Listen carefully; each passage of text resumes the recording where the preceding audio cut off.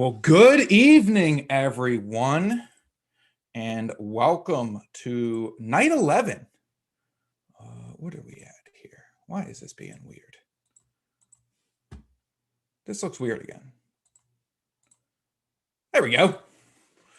All right, welcome to night 11, everybody. The penultimate night.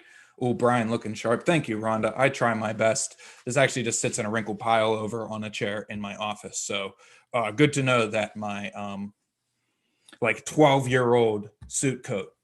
This is probably from confirmation or something, even older than that. I don't know.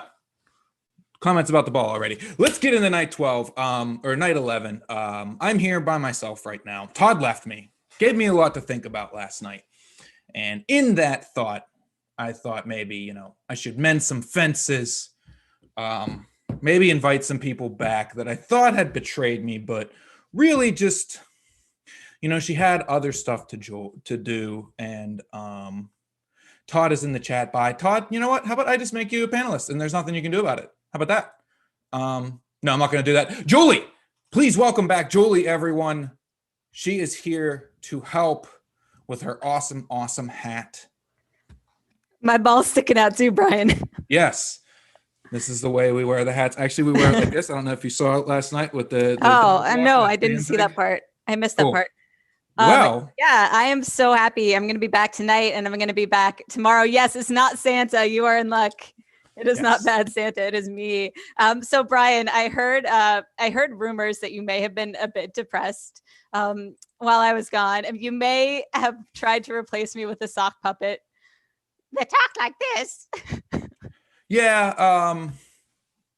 I mean, we could say sock puppet. We could say figment of my imagination, come to life, manifest of my emotions, something like that. But that's something for me and my therapist to get into. I think it's time for us to get into our box. I mean, if it makes you feel any better, Brian, the reason I came back was for the box camp. So. All right. Well, I just came back for the beer. Without further ado. There she is, lovely box cam. There's only 2 left. Oh, there's a lot of empty slots. What do we got? Well, that night 12 slot is bulging. Nobody go in there and peek. Don't peek. Actually, throw it up in the chat if you've already peeked. It's okay. Just don't tell them what beer it is. Night 11. What do we have? Oh, Goodwater. Our first beer from Vermont. Da-da. Just in time for Todd to leave, too. Yeah, right. Both Julie and the tree are lit. Yes, look at that. Yeah. Lit like my hat. Yeah. Obviously, it's what you're referring to. Yeah. Goodwater Rye. Good Rye 2020. Bye, Felicia. I understood that reference. I'm glad you did. So somebody asked early on, I can't remember who it was, and I even responded to them with their name. There's Chuck. Our friend Chuck. Yes, Chuck said, we should explain what we mean by clean glass. And a clean glass isn't just a glass that you grabbed out of your cabinet that was nice and clean. A clean glass means a beer clean glass. And the easiest way to do that, just take a little bit of water, rinse it around in there. You could just dump it out on your floor, but this is my office. I actually have to work here during the daytime. So just rinse it out and get a nice beer clean glass. And why we do that is so when we pour our beer into our glass, the bubbles and stuff inside the glass or inside the beer don't stick to the glass. Oh, and this might be the first foam over. Oh, go for it, Brian. Get it. And if you see, I don't have a bunch of bubbles clinging to my glass. Oh, that tastes delicious. And that's because we have what we call a beer clean glass. Shout out to the Dirty Glass Mafia, hashtag DGM. If you see people posting pictures on Untappd. This is a real thing? This is a real thing, I've never heard of that, Brian. Yeah, Dirty Glass Mafia. Shout out to the Dirty Glass Mafia. If you see people posting pictures of beer with bubbles all over on Instagram or Untappd, you might see somebody hashtag it DGM. Means Dirty Glass Mafia. Yeah. That's because they didn't have a beer clean glass. Brian, you taught me something. The more you know. The more you know. Do. So something that I think is really cool about this, well, any Goodwater beer, but this one specifically was brewed for our beer and cheese boxes. So I think maybe Todd yesterday was talking about those a little bit. So this was a really cool one because we were wanting something that had rye in it, which we'll talk about later. And the awesome folks at Goodwater made our wish come true. So this is something that really was made specifically for City Brew Tours, which I think is really awesome. Yeah, and as we get this beer poured, tonight we're going to be talking about cereal grains, some of the cereal grains, and water. Kind of the only two ingredients we haven't really touched on. We talked a little bit about malted barley and a little bit about roasted grains. We talked about the fun ones like hops and yeast. But we're going to get into water and the role that plays. Yeah. So if you have any questions about water and its role in brewing, feel free to put them up in the Q&A. As you've been doing, I heard the chat has been really active while I've been gone. So definitely glad to see that. So Chat's carry on in the chat, have your own discussions in there. Make sure any questions you'd like us to try to address go in the Q&A. I have a question for everyone in the chat and for you, Brian. So you can use the chat for this first one. You said cereal. I want to know what your favorite cereal is. Ooh, I'm going to shout this out because I will get on my soapbox about this anytime. Oreo O's. Like, seriously, I don't have a joke. They stopped making it. At least I think you may be able to buy it off of Amazon or eBay or something like that. But I'm honestly upset about it. Like anybody else, a lover of Oreo O's, throw up your favorite cereal into the chat. Scott says oatmeal. Scott is Whoever says I have a box in my pantry of Oreo O's? I'm yelling into my microphone. Oh my gosh. Whoever that person is must send the Oreo O's to Brian. You'll make him so happy. Cinnamon Life, Todd. That's mine too. I was trying to decide what I would pick. It gets soggy kind of fast, but I still really like it. Cinnamon Toast Crunch, Lucky Charms, Honeycomb, a nice variety of cereal. Very nice. So, Brian, why are we talking about cereal right now? We are on a beer event. Cereal grains. And we'll get into that. Did you like that? I did greens. Like that. And as always, we have the wonderful Kate moderating the chat. Hi, Kate. Hi, Kate. Hey, guys. How's it going? Wonderful. Good. It's always good to hear your voice. Good to be here. I can't imagine spending my Monday night doing anything else. Yep. Nice. We're happy to have you here. Thanks, guys. Cool. So how are we feeling about this good rye 2020, Julie? It is good. A good rye. I'm definitely enjoying it. I think one thing that I find really interesting about Goodwater, and let's see if anybody in the chat can figure this out, has to do with where they got their name from. So the founder of Goodwater Brewery is named Marty Bono. Not like Bono, like you two. Every time I say that, people are like, oh, like you too. It's different. Hello. No, Bonneeau. So all my French speakers out there, what do you think?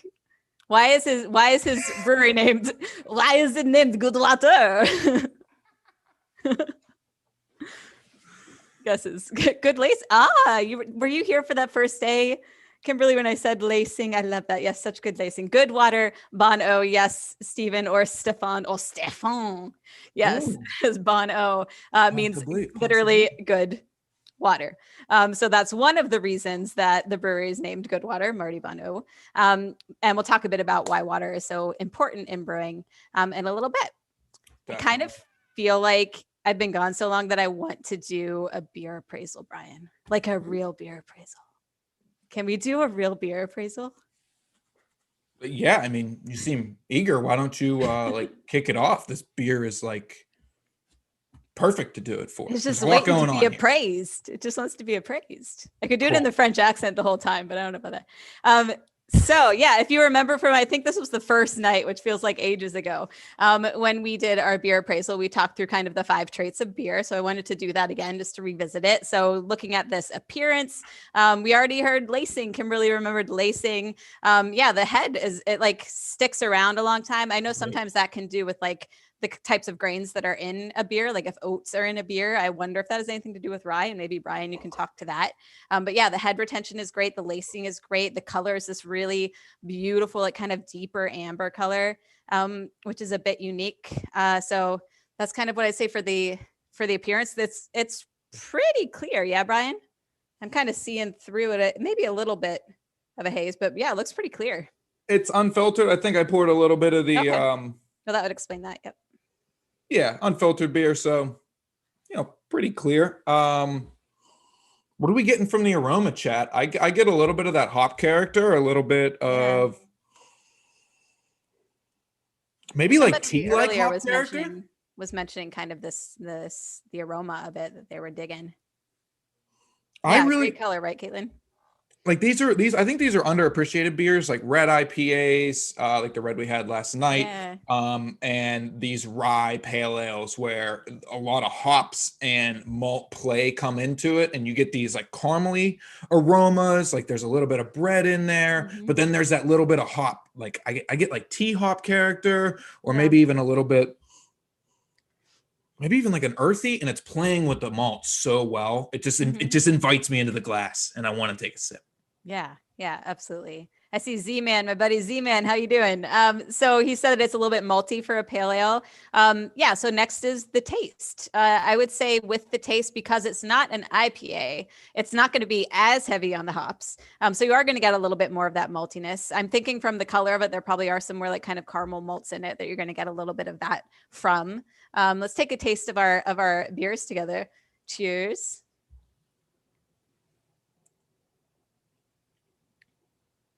I love what Bill just said in the chat for those who didn't see it.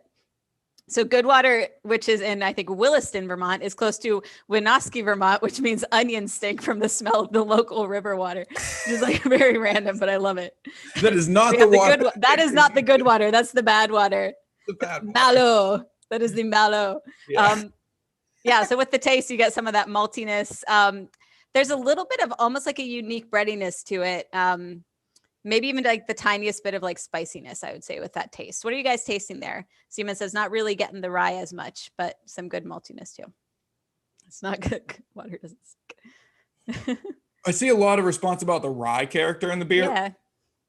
And not to go down a rye hole, but there's a lot of hot debate about rye in beer. And a lot of people immediately think of like spiciness that they say from rye, but I always get rye as very malty and very bready malty, a very unique breadiness to the beer that doesn't necessarily like jump out of the glass to me, and I don't know if I would pick it out, but if you say, oh, that's rye, I'm going to go, oh, okay, that is what. That explains it, yeah. That's what brings this in here. And that's what like, what are we on now? Mouthfeel, appearance, aroma, taste. Mouthfeel, yeah, what... It's pretty light, huh? It's pretty light, but there's I feel like the malt diversity of flavors in there is leaving a little bit of body. That head is going to come a lot of times from protein in the grains, and protein always is associated with a little bit more body in the beer. So it's not like a heavy beer. It's not super, super light and dry. How strong is this one, Brian? 5%? Yeah. Easy 5.5. So it's kind of lighter on the palate, but it's still there. You know, it's not thin or anything. I really like how this beer is drinking. Refreshing too. Yeah. How's it finishing? Refreshing, like 2021. Scott said that the rye has a bit of a sour wood taste. I feel like I'm definitely getting a bit of that in this one. A bit of like, if I've never really thought of it like that, but now that you say it, I'm definitely tasting a bit of that in this for sure. And then the finish is the last one. Like John said, lingering bitterness. I do think it does kind of start with a little bit of that maltiness that we're all getting, and then it's going to kind of end with some of that bitterness to round it out. So absolutely. As far as like the flavor goes, I feel like the flavor is a bit lighter. It doesn't really stick around as much, which I think would kind of lend itself to that easy drinking, like Brian said, for sure. So I'd say that's kind of how the finish is with this one. So what are we thinking overall with this beer? Are we liking it out there? Something a little bit different? I have to say that crisp, like drier finish just really locks down the flavor. Rounds it out. This is probably one of my favorite beers that I've had from Goodwater. Wow. Yeah, they make some really great stuff. I know not to keep pushing the beer and cheese boxes, but I've gotten to taste a lot of their different beers, and living in North Carolina myself, it's not something that I would have typically gotten to taste. So like their mild is so good. Their Kolsch is amazing. They make some really solid styles. So if you ever get up to the Williston, Vermont area, be sure to check them out. They make some really great stuff. Definitely. So we mentioned that the name of the owner of Goodwater literally means good water, but I think there's something more to that, isn't there? Like where they're located specifically? Yeah. Oh yeah, absolutely. So I believe it was Marty and his nephew who had been home brewing together, winning a lot of competitions together, were deciding where they wanted to kind of put their brewery. And Brian, correct me if I'm wrong, I think it was between Vermont and Florida. It was another state. where the nephew, I think, was Yeah. kind of based. And they were trying to decide where they would put the brewery. And they decided to do Vermont because the water there was just so good for brewing. Not the onion water. I certainly hope not. I hope it's different water. I don't know if I want to drink onion water. But yeah, so the water was good for brewing. I mean, water, when, for those of you who maybe brew at home, it makes up a big portion of your beer. Beer can be like 90% water. So it might be kind of an underrated ingredient. It's not as fancy, or it's not as sexy as hops and malt and things like that. But water really does play into the beer so much. I mean, even like the pH level of the water can have an effect on it. So definitely a lot goes into the beer from that water. Yeah. And something else about water minerality and the role it plays in mashing in fermentation. Oh shit, that was a note. I wasn't supposed to read that. So like water, like Julie mentioned, people always are going to talk about hops and yeast and kind of the sexier ingredient. Oh, which is there galaxy in this? I heard they use Brettanomyces and lactobacillus in this to create this sour beer. Yeah, the yeast. Yep. Water minerality plays such a huge role in the overall like cohesiveness of the beer. I've been raving about how well balanced I think this beer is, balancing those malty flavors up front with the bitterness that strikes you and a nice crisp finish. And a lot of that is guided along the way by the water that they built for this beer. Brewers are going to build specific water profiles, put certain minerality in there that's not only going to help with the flavor profile of the beer, but certain minerals, certain ions in the water are going to help with more healthy fermentation too. Mm-hmm. Yeah, absolutely. Andrew said distilled water. That's certainly an option. A lot of brewers will build from a very neutral water. So distilled water or reverse osmosis water will be what we call a neutral water. And then you can build whatever profile you want on top of that. But most brewers will just filter their water with a charcoal filter. Mm-hmm. and then build their profile from there. Yeah. I mean, there are definitely things that you want to keep in the water. So as a home brewer, I made the mistake once because I was like, I don't know if like the city water is good for this. I'm going to go out and get it was like spring water or something. But I feel like it might've been lacking some of those really essential minerals and things like that maybe I should have had in the beer. So and like Bill mentioned, he said he had a dinner with a few brewmasters who spent their whole night discussing water, mineral percentage, hardness, or what we call residual alkalinity, and they take it very, very seriously. And that's the thing. The people that brew good beer, that make these awesome beers that we're drinking tonight, they are focused on water. Yeah. So Brian, where's I think this is related to what Bill said. Where's the place where like the water is so good? Breton? No, there's somewhere with a B. And it's like known for having like such amazing water, making beer out of like, is it in Eastern Europe or in England? I think you're thinking of Burton upon Trent. Burton upon Trent. And yes. that is like known as the original city, the water capital. English IPAs. Yeah. Because of their high content of a certain ion in the water, really accentuated the hops. And I believe it was I always mix this up. So someone please correct me in the chat. The sulfates. That is the sulfate content in the water as opposed to sulfites. But I believe it's the sulfate content in the water really helps express the hops in the beer. And that's why Burton-on-Trent really became known so well for their IPAs. Yeah. Bass was based there. They're now owned by Anheuser-Busch and none of it's brewed in that area. So we no longer talk about them, Brett. We don't talk about them. We don't talk about them. This beer is actually being kind of divisive. I feel like some people are like, this is in my top 2, and other people are like, this is in my bottom 2, but I still like it. So beer, glad you guys are enjoying it. Yeah, I mean, it's relative, definitely. I saw a comment on one of the YouTube videos with the West Coast IPA, which is like one of my favorite styles, and they're like, I don't like this one. I was like, I thought it was so good. Yeah, it's definitely relative for sure. Strokes for different folks. Yep. So we talked a little bit during the tasting and kind of touched on this, of that kind of unique bready character in this one that maybe you don't find in other beers. So what's that about, Brian? That's where our friends Captain Crunch and Toucan Sam come There's into the Captain Crunch in this beer? No, those cereal, those are from our cereal grains. Like, no, I hope there's not Captain Crunch. Although, we did write this silly little bit before last night. Somebody talked about using Frosted Flakes in a beer. So, but there's no cereal in this. Yeah. No, I mean, I'm sure someone's done it. I'm confident there's no Captain Crunch in this particular. Yes. I don't know if this was the question last night. If it wasn't asked last night, what's like the weirdest thing, like the weirdest ingredient that you've seen used in beer? But maybe that's where the Frosted Flakes come in and I missed it. Yeah, throw it up in the chat. What's the put it in the weirdest chat. ingredient you've seen in beer? There's some pretty unique things you can find out there. Swedish fish. I feel like I would try that. An entire birthday cake.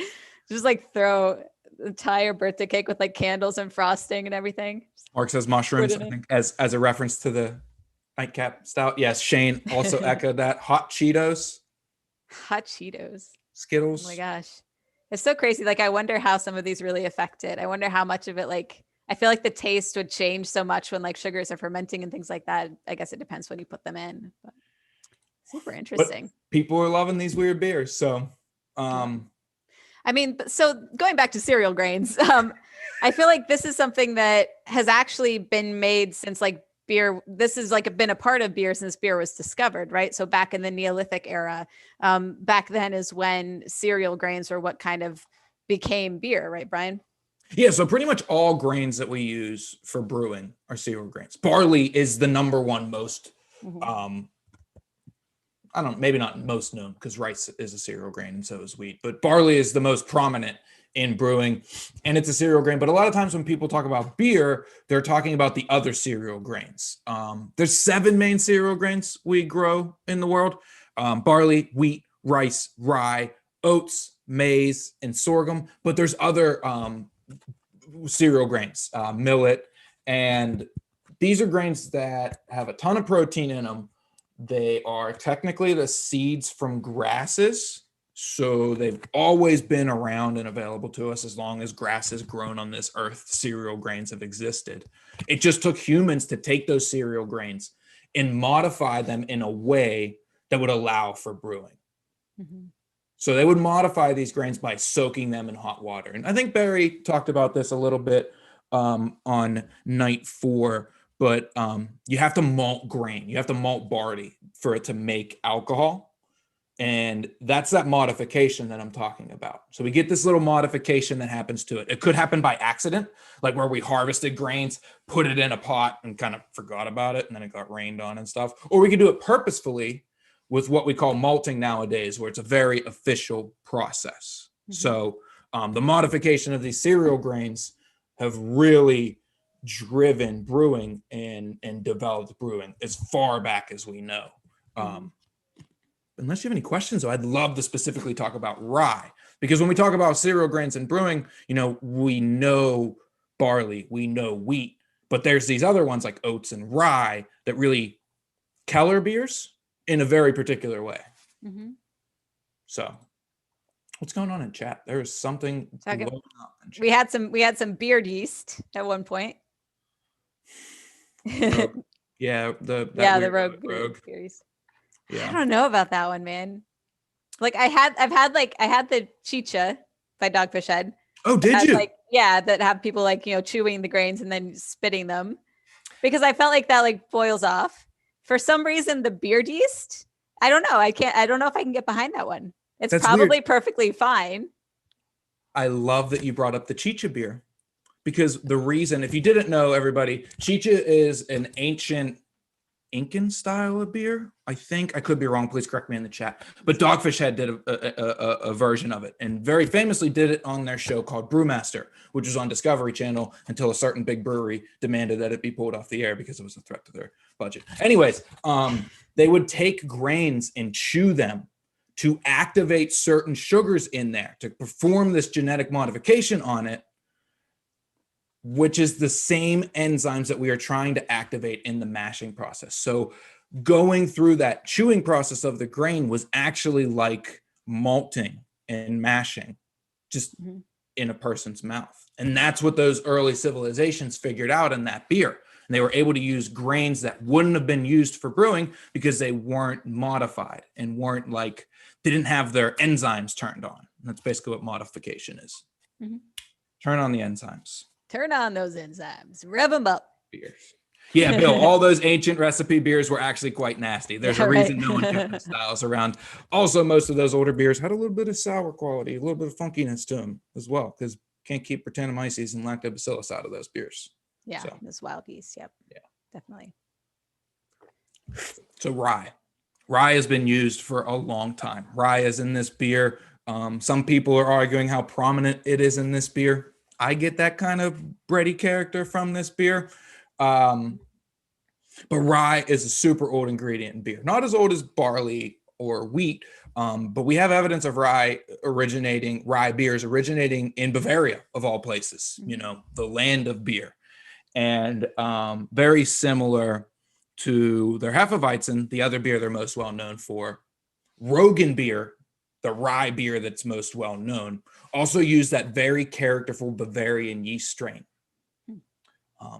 If you read my blog on yeast, you would know that Hefeweizen can be pushed to either push like circus peanut or banana flavors or more spicy flavors. And that Rogan beer, they would ferment it cooler because they were in the mountains in Bavaria. They had cooler temperatures.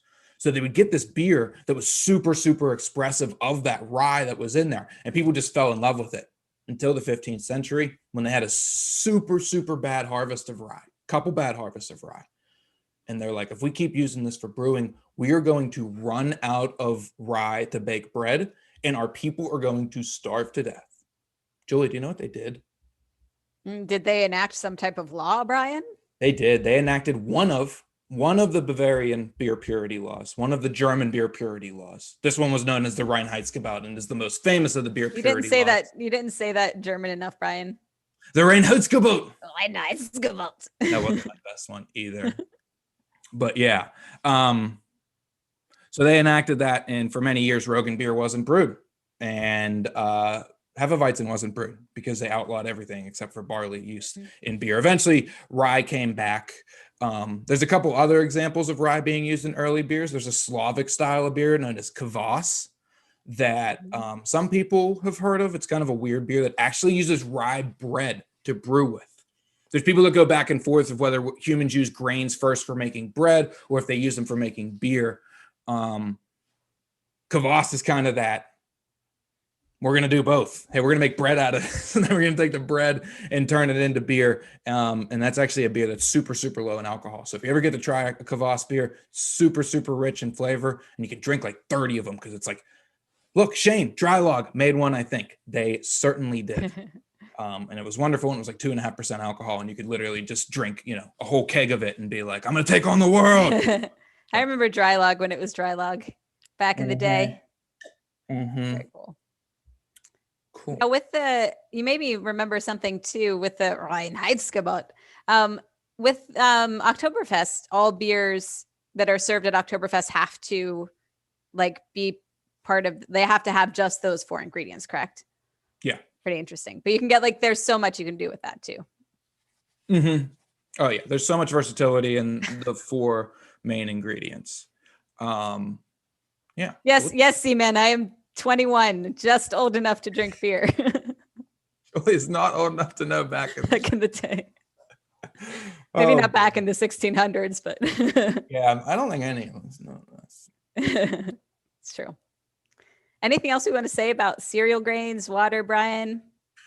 No, I mean, not too much. I know that, I guess I do actually, because oats have made a huge return to beer, especially a New England IPA. And if you've read the numerous blogs I've written, I won't shut up about New England IPA because it just dominates the market nowadays. And it really shows a lot of different brewing techniques. And the use of oats is definitely the expansion of the use of oats in the modern brewing world is definitely attributed to those New England IPAs. People realizing I can get great body out of these oats.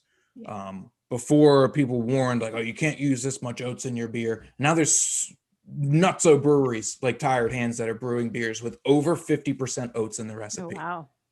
And oats are said to lend a lot of body. If they're malted oats, they may lend a little bit of flavor to the beer, but really helps with that mouthfeel of the beer and will also help with the cloudiness by adding some proteins. But yeah, I mean, we could go on all day about cereal grains and the role we play. I think we should tackle chat or some Q&A. Yeah, I saw a question. It's not quite related to this, but I feel like a lot of people might be curious about this. And because we're almost done with the 12 days of Christmas, 12 beers of Christmas, a little bit of background as far as how we chose the beers that went in the box, the order of the beers. Brian, do you have some insight into that? So the order of the beers that we, Mark asked this question. Did you say that? I think you did. I don't know. Yes, we definitely chose an order based on, we didn't want to do like too many 12 ounces right around each other, or honestly, some of it was logistics. Like, how can we fit certain things? So how can we fit some of the certain goodies in there with the beers? But other than that, it was really about styles. We didn't want to back-to-back too many like IPAs, or back-to-back too many like the lagers. But really, they were 12 great beers, and we knew if we fit them in there, however we did, it was going to turn out to be a great experience. Z-Man, I'm sorry, there is not a 24 beers. Why not 36 while we're at it? Why not 36? It all the way. 42. Why not 365 days of beer? I wish. That'd be awesome. There's a brewery in Texas. I don't know who does it, but they make like a 96 pack of beer, or a 90 pack of beer. Like a mixed pack? No, it's just one giant case of light beer. The same kind. And you see people, like 3 people in a row with it carrying out of the store. Yeah, that'll be the next. That's what we're going to announce tomorrow. Yes. This is the 90 beer 90 pack. Could you imagine doing this for 90 nights, Brian? I don't think you'd survive. I'm having a lot of fun, but I don't know if I would make that. A yard of beer. That is exactly what it's called, Stephen. Oh my gosh, that's crazy. Chat is blowing up. Going fast. Who asked this? Corey, why the chocolate in with the beer? Maybe you could speak to why we had this chocolate in there, some co-host. Yes, I completely forgot about the chocolate because my 7-year-old found it and it is gone. Chocolate is gone. But yes, chocolate, we like to, as a little treat, include it, but also it is something that you can pair. We'll talk more about pairing beer and food tomorrow, but it's fun to kind of try different tastes and pair them with your beer and see what you get from that. Since this beer does have a little bit of like that multi character, the chocolate probably will play pretty well with it too. Yeah, and the chocolate we put in there from our wonderful Lake Champlain. That's right. Lake Champlain chocolates up in Vermont. Those chocolates can be found in our beer and cheese boxes. To call back to earlier and call back to last night too. Jason in the Q&A. Jason's name also says second to last beer, frowny face. So sad. Yeah. Yeah, we're sad. There's a future though. But so what are some of the effects that you get from how you treat the grain? From, for example, smoking. How does it change the color, flavor, or change the mouthfeel? Yeah, smoked beers are few and far between. Remember Spoonwood here in Pittsburgh, Julie? The Smoking Oats? I love Spoonwood. Yes, Smoking Oats. Yeah. So obviously smoking is going to have a huge impact on the flavor of that malt. However, if you remember back when Barry joined us on night 4, those types of specialty grains are not going to be a ton of the recipe. They're going to be 5, 10%, 15% at most, especially with the smoked grain. So it's not going to be enough to lend any color to it. Yeah. For other things, that how you treat the grain is everything, from kilning it out to how much moisture you leave in it to whether you roast it for Keller or kiln it for Keller is going to impact what happens to them. Or how much it's even milled, like how broken down it is. Yeah. You could get different. You could get more sugars out of it versus more proteins and stuff. How much they crack it. Yeah. It's everything. How you treat the grain is everything. I've even heard that some of the real fancy maltsters, like the boutique maltsters that are popping up around the country, they won't malt their grain for a certain time after it's been harvested because they believe it helps in the process of prepping the grain. Like they will let it sit in a silo for months at a time before they even start propping it. So everything they do to the grain, everything they treat it with, has to do with the flavor, the mouthfeel of the beer. A lot of that is molecular and also gets modified through that process. But I mean, we're going to really good on a rabbit hole.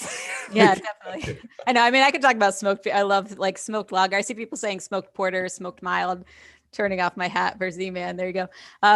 Yeah, but like a smoked lager, I've had an amazing smoked lager before. I think it was somewhere out of Florida. So good.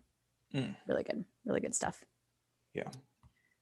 So I think we'll have to cut ourselves off because we could talk about grain and water all night. But if you, like us, are super into learning more about kind of how water works with beer and kind of how it plays into it, we do have a blog tonight that's going to be about water and brewing. It's written by a dude named Brian. That's me. That's you. You wrote it, Brian. Yeah. You wrote it. So you can go and check that out, citybrewtours.com/Christmas, and see Brian's awesome blog all about water and how it plays into brewing. Yeah, I hope everybody out there is enjoying the blogs. I've had a couple of these past few days, so I know myself and everybody that worked on the blogs put a lot of hard work into them. So I hope everybody is enjoying that and enjoying the the continued discussion at citybrewtours.com/Christmas, like Julie said. So tomorrow night we'll be finishing off our 12 beers of Christmas. I hated reading that line. I'm not Had gonna to do it. We're going to finish the discussion of how to pair beer with food, and that's something that is super integral to our tours and our online experiences. We're going to be joined by a friend that you haven't seen before, and this isn't some joke about Barry being like the same three people. This is somebody that you haven't talked to before from our company that does a lot of cool stuff for us with food, and he even works at a barbecue on the weekends. So this guy does food, he does beer. He knows all the things. He does bulldogs too. Bulldogs. I don't know if we're going to get into that, but yeah, we'll talk about so much tomorrow night. And we're just super excited that everybody is going to be back here and talking with us. Julie, Z-Man's shitting on your tree there. It's a skinny tree. I know, it's in a pot. It's a potted Christmas tree. That's a fancy pot. I couldn't move the whole tree back here where I lock myself in the bedroom. All right. So, Julie, it's been great.